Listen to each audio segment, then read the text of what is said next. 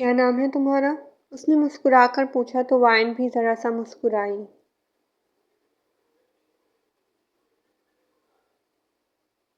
वायन। मैं लैला हूँ। यहाँ काम करती हूँ। तुम्हारा निकाह कैसे हुआ? मेरा मतलब है तुम अपने शौहर को पहचान नहीं पाई। लैला को उस लड़की के बारे में पूछने के लिए कहा गया था, सो वो नॉर्मली अपना काम करने लगी। तेहंग ने उस पर सख्ती करने से मना किया था क्योंकि उसका इरादा उसे सही सलामत अपने घर पहुंचाना था। जी वो दरअसल फ़ोन पर निकाह हुआ था। मैंने देखा नहीं उनको, इसलिए पहचान नहीं पाई। मतलब तुमने उसकी कोई तस्वीर भी नहीं देखी? पहले लड़की से पूछा जाता है कि तुम शादी करने के लिए तैयार हो, तस्वीर दिखाई जाती है, बात वगैरह होती है फ़ोन पर। नहीं, ऐसा तो कुछ नहीं हुआ था। मुझे तो निकाह से एक दिन पहले पता चला था कि मेरा निकाह है। वाइन ने मुस्कुराते हुए बताया जैसे अपना ही मजाक बना रही हो। ओह अच्छा, यानी अरेंज मैरिज है। लैला ने उसकी एहसास कमतरी को दूर करने की कोशिश की। जी, वो बस इतना ही बोली।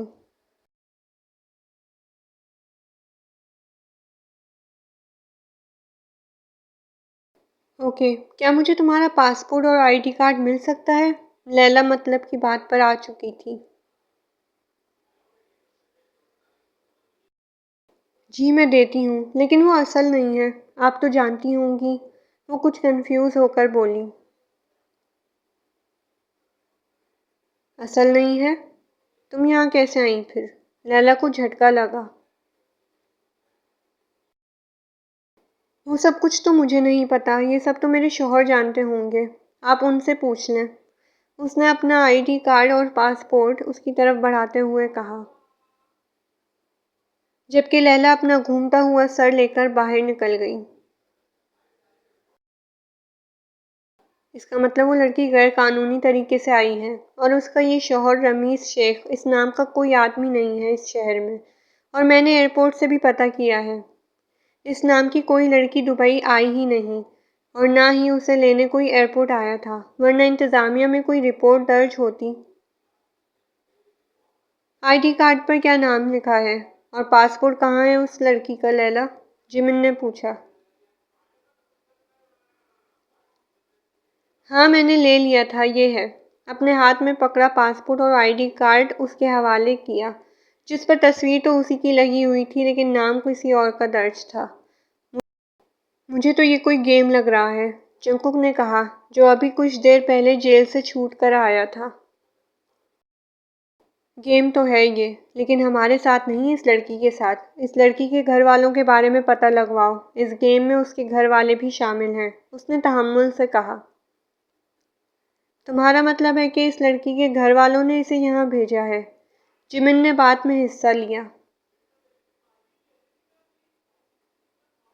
मुझे तो ऐसा ही लग रहा है। खैर लैला, आज की रात उसे अपने साथ ले जाओ, उसने लैला को मुखातिब करते हुए कहा। नहीं डेविल, मैं तो क्लब जा रही हूँ और मेरा वहाँ काफ़ी देर तक रहने का इरादा है। अकेली मेरे घर में क्या करेगी? और इससे देखकर लगता नहीं कि वो मेरे साथ क्लब जाएगी। लैला ने परेशानी से कहा, जो बहन जी टाइप को अपने साथ क्लब तो नहीं ले जा सकती थी।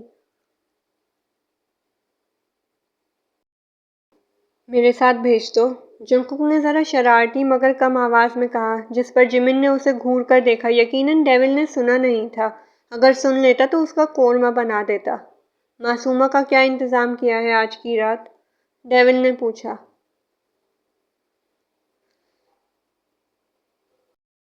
नई लड़की है, इस तरह उसे छोड़ तो नहीं सकते, इसलिए मैंने उसका इंतज़ाम गोदाम में करवा दिया था।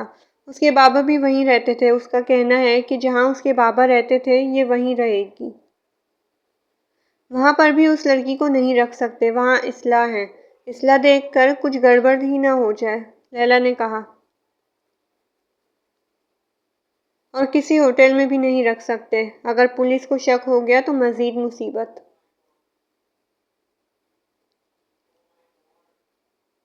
ठीक है, ये मेरे साथ रहेगी। डेविल ने कुछ सोचते हुए तीनों के सर पर धमाका किया। तुम्हारे साथ क्यों रहेगी वो? लैला ने अपने गुस्से को दबाते हुए कहा। लैला साहिबा, उसे कहते हैं ना अपने पैर पर खुद कुल्हाड़ी मारना। लैला, मैं तुम्हारे आगे जवाबदेह नहीं हूँ और ये बात मैं आखिरी बार बता रहा हूँ। उसे लगता है कि मैं उसका शौहर हूँ।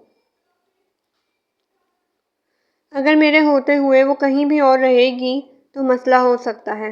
मैं गुनहगार बंदा हूँ, उस लड़की के साथ कुछ बुरा नहीं होने दे सकता और उसकी मदद ना करके मैं मज़ीद गुनहगार नहीं हो सकता। उसे सही सलामत उसके घर पहुँचाऊँगा।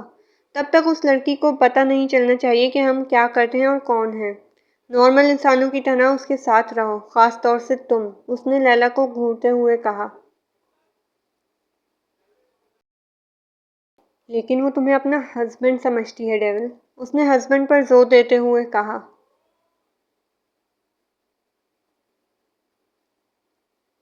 हाँ, लेकिन मैं उसे अपनी बीवी नहीं समझूंगा। मेरी नज़र में वो किसी और की बीवी है और हम तब तक उसकी गलतफहमी दूर नहीं कर सकते जब तक वो यहाँ से चली न जाए। अगर किसी को पता चल गया कि यहाँ कोई अनजान लड़की हमारे साथ है तो सबसे पहले इंस्पेक्टर जिन अलर्ट होगा। वो तो पहले ही हमारे पीछे पड़ा है। सिर्फ एक मौके की तलाश में है वो, सिर्फ एक। वो भी तुम में से किसी की नहीं, बल्कि मेरी एक गलती पर नज़र रखे हुए हैं और मैं उसे मौका नहीं दे सकता। और अगर लड़की को पता चल गया कि हम कौन हैं तो सबसे पहले ये पुलिस में जाएगी। मुझे समझ में नहीं आता कि इंस्पेक्टर जिन तुम्हारे पीछे क्यों पड़ा है। हम सब भी तो हैं ना। कितनी बार मैंने उसका ध्यान अपनी तरफ करने की कोशिश की है, लेकिन फिर से वो तुम्हारे खिलाफ सबूत ढूंढने क्यों लगता है। इंस्पेक्टर जिन हमें क्यों नहीं कुछ कहता?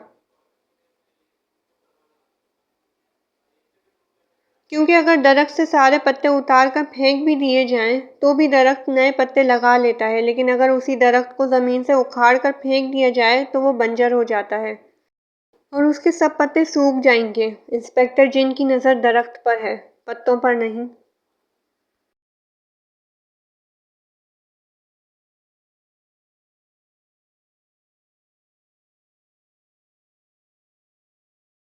अस्सलाम वालेकुम दोस्तों, कैसे हो आप सब? तो आई होप कि आप लोग को वो पार्ट पसंद आया होगा। प्लीज़ मेरे चैनल को सब्सक्राइब करो। जिन्होंने अभी तक चैनल को सब्सक्राइब नहीं किया यार, प्लीज़ उनसे मेरी रिक्वेस्ट है, चैनल को सब्सक्राइब करो और वीडियो को लाइक, कमेंट और शेयर ज़रूर करना। अपने बाकी फ्रेंड्स के साथ भी वीडियो को शेयर करें अगर आपको पसंद आ रही है और इंशाल्लाह नेक्स्ट पार्ट में जल्द से जल्द पोस्ट करने की कोशिश करूँगी। ओके, तब तक अपना बहुत सारा ख्याल रखिएगा। अल्लाह हाफ़िज़।